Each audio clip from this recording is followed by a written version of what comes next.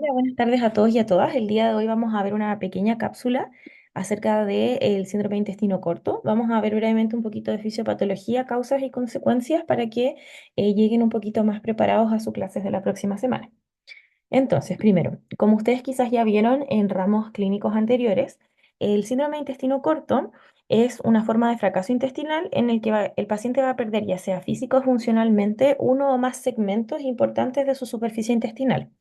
Y esta pérdida de segmentos se debe a causas naturales que podemos ver más adelante, o bien a una resección quirúrgica de, de algún segmento del intestino.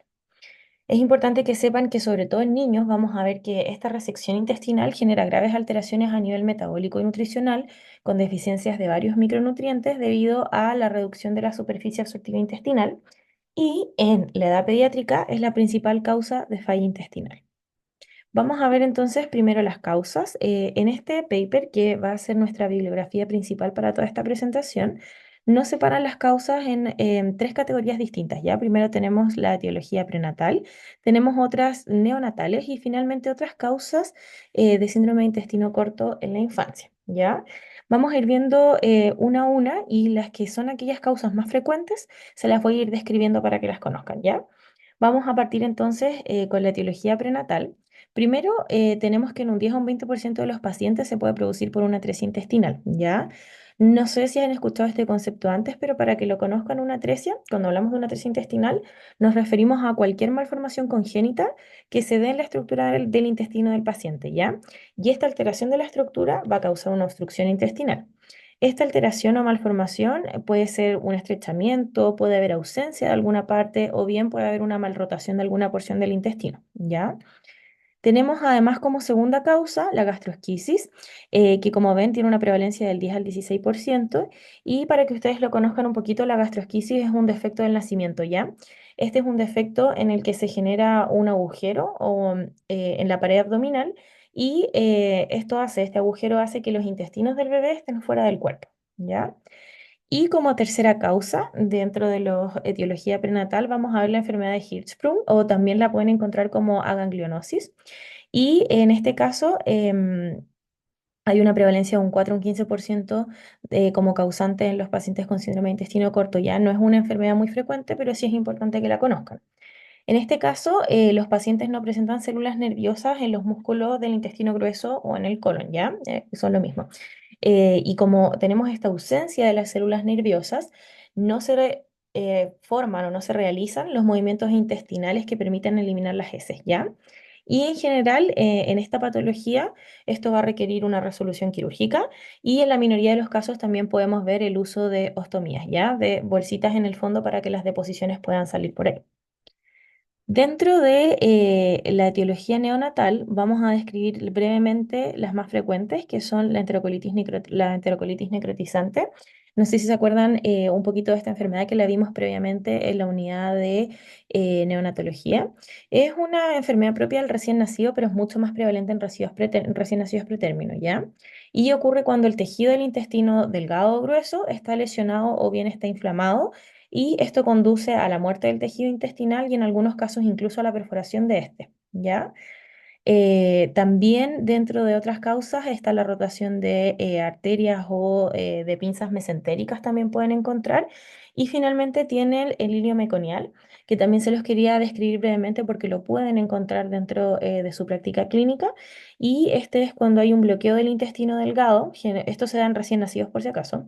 Hay un bloqueo del intestino delgado porque el meconio en el fondo es extremadamente espeso y se queda atrapado. Por lo general, esto creo que ya lo vieron un poquito en fibrosis. Por lo general esto se da como resultado de la fibrosis quística, ¿ya? Recuerden que en ese caso, en esta patología, las secreciones se ponen mucho más viscosas, entonces quedan atrapadas. Y otras causas menos frecuentes de el síndrome de intestino corto son estas causas en la infancia, donde pueden encontrar tumores, invaginaciones intestinales, traumas, ¿cierto? Algún accidente, que como les digo es menos frecuente, pero lo pueden encontrar de todas formas. Por ejemplo, accidentes automovilísticos. Pueden encontrar también trombosis, enfermedad de Crohn, infecciones o bien enteritis. Luego vamos a pasar a las consecuencias de, el síndrome de intestino corto. Ya durante su clase van a ver esto mucho más en detalle, en el fondo nutriente por nutriente. Pero es importante que sepan que las consecuencias del síndrome del intestino corto van a depender de qué tipo intestinal, de en qué parte es la resección y además qué tan grande es la resección. Ya, obviamente que a menor resección las consecuencias son más leves. Ya, entonces vamos a ver brevemente uno por uno, ¿ya? ¿Qué pasa cuando hay resección del yeyuno? ¿Qué pasa cuando hay resección del ilion? Cuando hay o no válvula ileocecal, etcétera, ¿ya?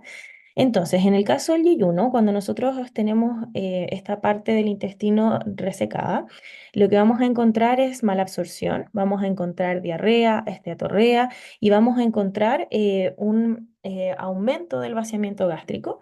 Vamos a ver un poquito después por qué.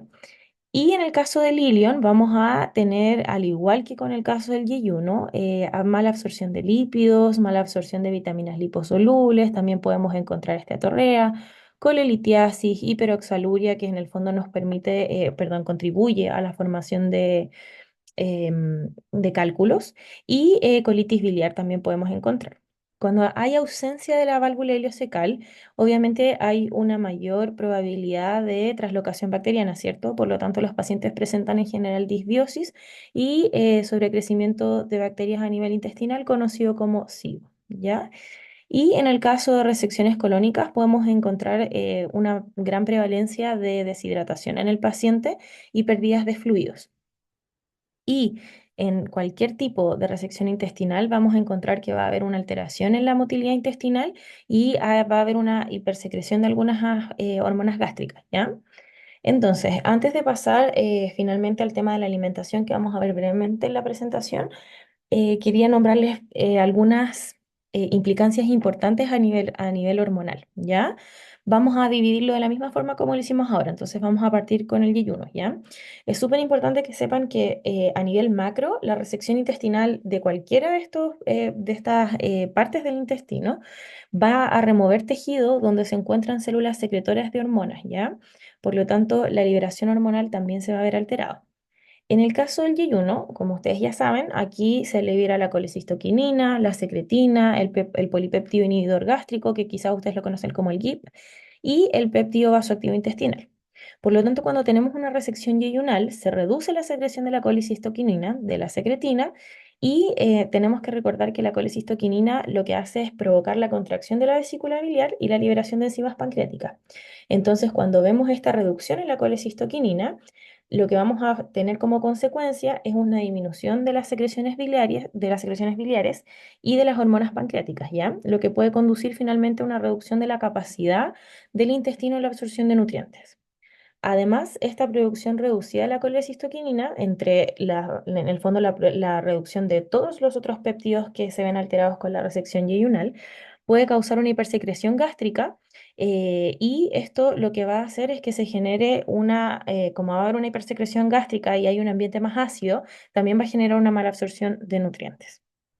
Vamos a tener también en el caso del yeyuno, cuando tenemos resección, no solo la alteración de la colecistoquinina, sino también, por ejemplo, de la secretina, que es otra hormona liberada en el yeyuno. En el caso de la secretina, recuerden como ayuda a memoria que esta lo que hace es estimular la secreción de bicarbonato desde el páncreas y ayuda a neutralizar el ácido gástrico. Entonces, cuando nosotros tenemos una resección del yeyuno, esta disminución en la secretina lo que hace es resultar en un pH intestinal más ácido, afectando la actividad enzimática y por lo tanto la digestión de nutrientes. ¿Ya? Eso con el yeyuno principalmente. Después, si nos vamos a la resección del ilion, tenemos que recordar que el ilion también es un sitio de liberación de hormonas entéricas, ¿ya? Dentro de eso vamos a encontrar el péptido PYY, el GLP-1, el GLP-2, ¿ya? De nuevo, como ayuda a memoria, recuerden que el péptido PYY lo que hace es inhibir la motilidad intestinal y reducir la secreción de jugos gástricos, ¿ya? Lo que ayuda a que los nutrientes se absorban de mejor forma. Por lo tanto, cuando nosotros tenemos una resección ileal, hay menos PYY, menos péptido.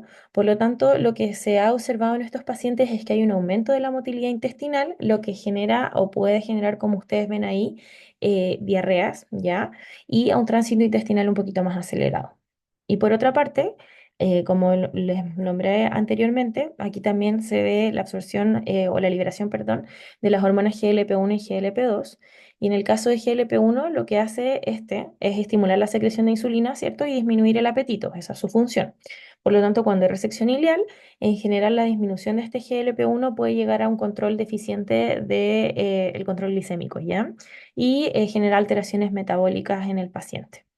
Entonces, es importante, como modo resumen de esta diapositiva, que ustedes sepan que hay consecuencias como las que vimos aquí a nivel de absorción, a nivel de macronutrientes, pero también como hay una resección intestinal tan masiva, las células secretoras también se van a ver alteradas. Por lo tanto, también hay una alteración a nivel hormonal en estos pacientes.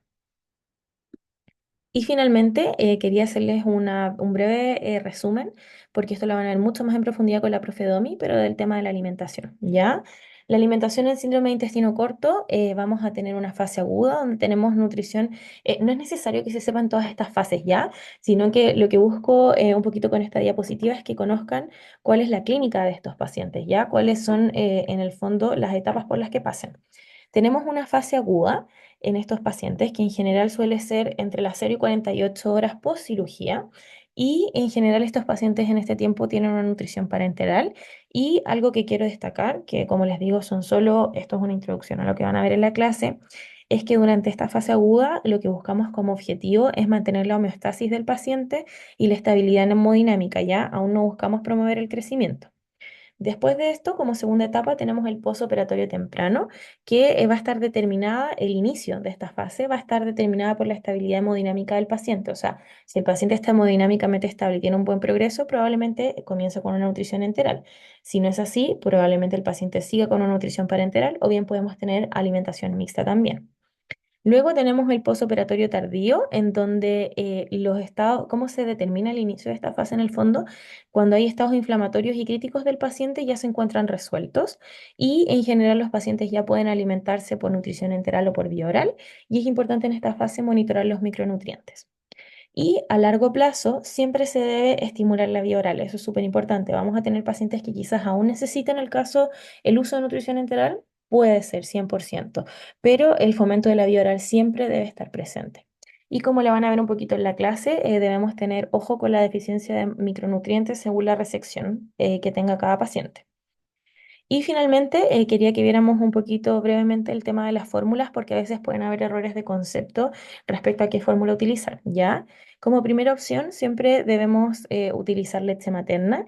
Si es que no tenemos leche materna y tenemos leche materna donada o de banco, como la conocemos generalmente, esa sería nuestra segunda opción a utilizar en estos pacientes. Y esto es lo que quiero destacar, contrario a lo que pueden haber escuchado o traído como conocimiento de antes, en estos pacientes no se ocupa como primera opción las fórmulas aminoácidas o extensamente hidrolizadas, sino que vamos como tercera opción con las fórmulas poliméricas, ¿ya? Que nos generan un riesgo mucho menor de deficiencias también. Y si por algún motivo el paciente no tolera esta alimentación, recién ahí pasamos a las fórmulas extensamente hidrolizadas o aminoácidas, dependiendo de la sintomatología de cada paciente, ¿ya? Entonces, como resumen, la alimentación debe iniciarse lo antes posible después de la cirugía. La alimentación oral, una vez que sea posible, siempre debe ser la vía de preferencia. El método de infusión va a depender de la tolerancia de cada paciente, es decir, si ustedes usan el BIC, el bolo lento. Y la leche materna es la primera opción para alimentar al paciente. En ausencia de leche materna, ya sea propia o donada de banco, la fórmula polimérica es nuestra opción de primera línea, ¿ya?